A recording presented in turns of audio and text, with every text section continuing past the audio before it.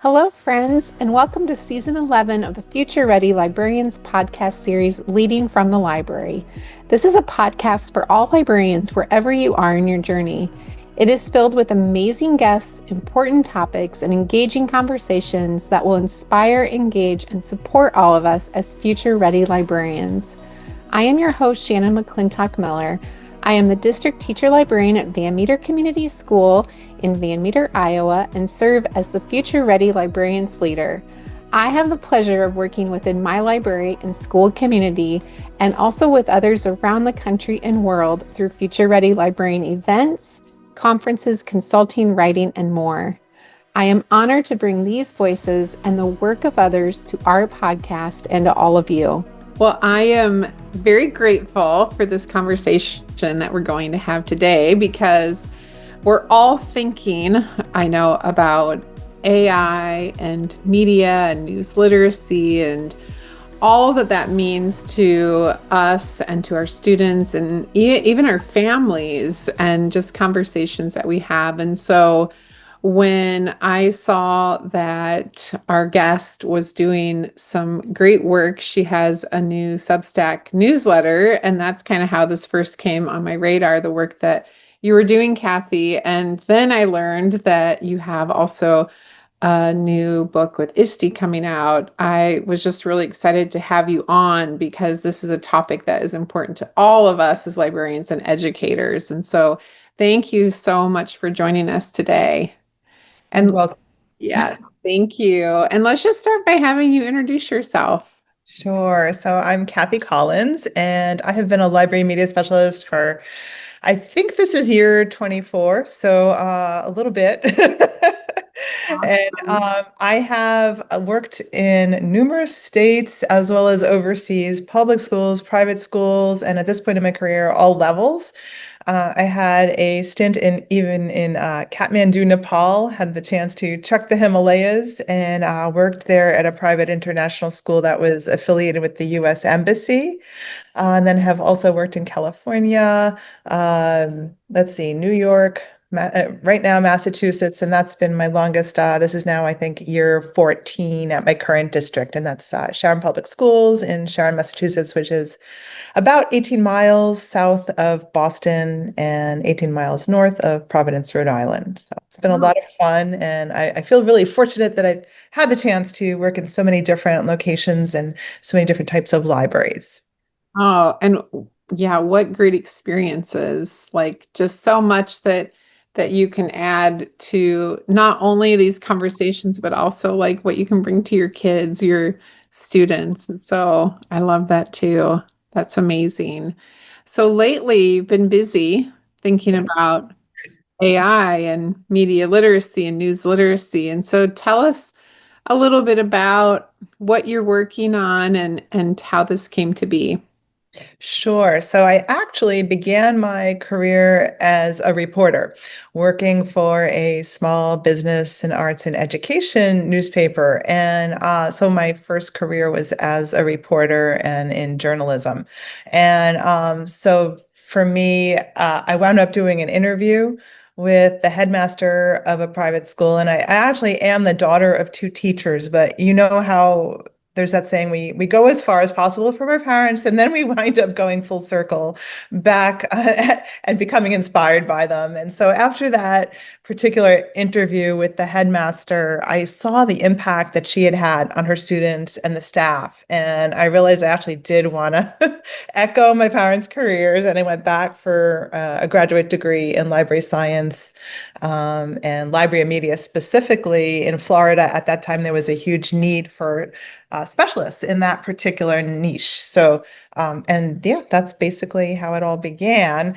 And then, of course, with all of the fake news that we're encountering, which I know that's an overused term, but to just describing the vast amounts of misinformation and disinformation out there, it made sense to me right now, especially to focus on that area and to help my students and also other teachers as we're all kind of grappling with this together. Like, what is AI doing to the landscape, and how do we, at that plus social media and the degree and the speed with which misinformation travels, how do we help our students sort all this out? Mhm. Exactly. And so I just can't wait. Well, number one, I can't wait to read your book, but I also just can't wait to talk about this. Like, as we get ready, well, I'm going back to school in 2 weeks, and I work with kids from preschool to 12th grade at my school. So we're all in one school, and we, have conversations and do work not only with our kids, but also our teachers have a lot of, questions about how we teach this. And so I think let's just start too by, I think sometimes people even have the question about what is news literacy? Where does it fall in that media literacy kind of umbrella? And let's just start there for people that are listening that maybe have heard this or wonder or are new also to these topics. Yeah, that's a great question. And I'd say AI literacy too is being questioned. Like, what is that? And, and there's some controversy with both of those about what exactly each of those involves. And the way I think of news literacy, it's more focusing on news specifically versus, say, social media. News to me is, the news that I grew up listening to. So 60 Minutes at my grandfather's house every Sunday night religiously. And, that newspaper that was thrown on the porch, and how that has now evolved into digital news and different sources of information. There's a lot of independent journalism now, and a lot of entrepreneurship around news. But so I think when I think of news literacy, I think about teaching students like how to actually decipher what is news versus what is just so many other streams and forms of information that's floating around out there. Very true. And so how do we teach our kids, about news literacy? Like what tips do you have for that? Yeah. Well, I think it begins with connecting with where they're at. So if they are getting their news from TikTok or YouTube channels, I think it's our job as educators to not dismiss that. That's valid. And again, it's teaching them how to evaluate the credibility of the source and where the information is coming from.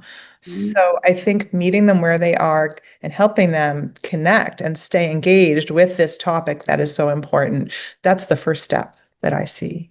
Yeah. Well, and I think about even like my own parents, like I think about my mom on Facebook, and I know that a lot of us, have these conversations with our parents or maybe with our children or people at school. And that is so true that that's where a lot of us get our information from. I got up this morning and my niece had shared I don't know what it was, something from Instagram about Taylor's new album that dropped and how she made a Spotify list. And, everybody's talking about, is this true? And so it's something that we all think about, so often, and that we live in this world where we're constantly being, given all this information. So it's hard for us, I think, to just keep track of that and to know what is real and what is not. Yeah, yeah. And also, where we're being manipulated, right, deliberately, versus when we're being informed. So, Yeah, well, and I also think too, like it's there's so many things out there now that are being given to us, especially as we start back to school and we think about this, a lot of different tools and resources. And even that, like what is good to use and maybe tell us too, like what you see as good and how you teach your kids, your own students about this too. yeah, and that's a really good point you just made, Shannon, that just the vast amount of information, like how do you even find the good stuff in that sea of everything? Yeah, I it's pretty know. challenging. And it's challenging for us as adults. It's that much more challenging for our students. Teaching them how to question, right? Not to believe everything they see or hear. I think that's also part of the first steps in this process. Yeah, I know. Then what? Like what next? Like, or maybe tell us, how we go about that. I think it's interesting too with the different grade levels as well, to think about that. Yeah. Well, I was starting with being a librarian, some really good curriculum resources that I personally recommend. I had gotten involved a couple years ago with in an organization called the News Literacy Project. You may have heard of them, and they are phenomenal. And we share their mission, and they do a lot specifically for librarians. And yeah, they have a wonderful free curriculum called Checkology, and it's very up to date. Every year they add to that. And so there's this curriculum that allows you to personalize the learning. It lets you assess where your students are and manage. You can manage, create classes and manage it all and chart their progress as they're learning. And you can customize. So they have, and it's so engaging. It's like done really well with modern day journalists sharing the stories as they cover the different topics. And so they have some of their latest are something on conspiracy theories, which is just so relevant right now. So yeah, very up to date information. So I love that as a resource.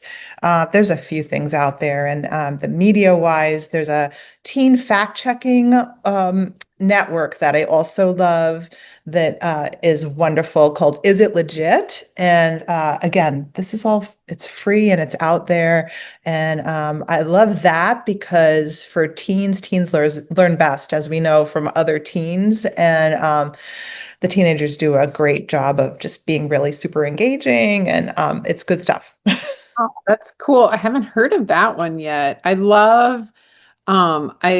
just love finding things that have, current event topics for our kids too, especially when it comes to news literacy.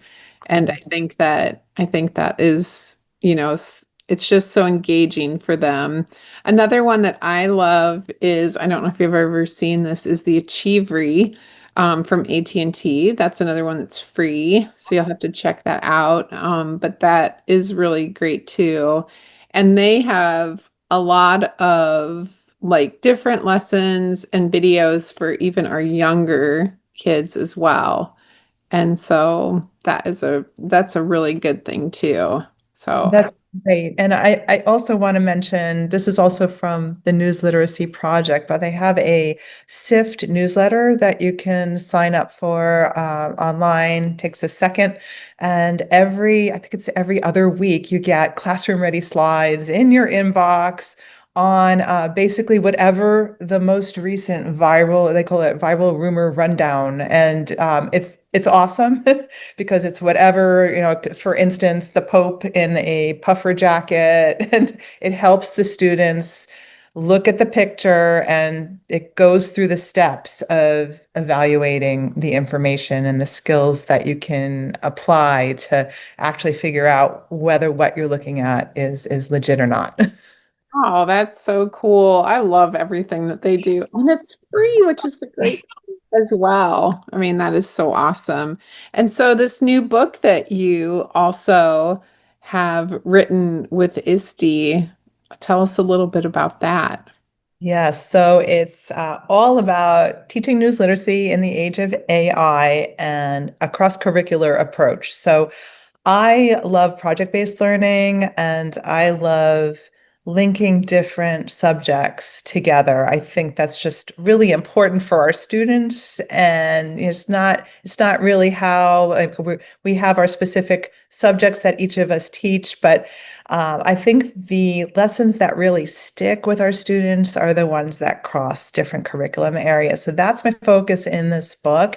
It's looking at it's teaching news literacy through the AI lens and what's going on right now, but in a cross-curricular way. So STEM, global competence, how could a social studies teacher join forces with a science teacher, a coding teacher, a health teacher, and do something really cool that would help students learn to decipher the facts from the fiction. So I'm very excited about it. It's coming out this January. And as part of this work, I decided to introduce this little newsletter. So just a bi-weekly, something for free that, again, something that shows up in our busy teacher mailboxes with a classroom ready resource with every newsletter.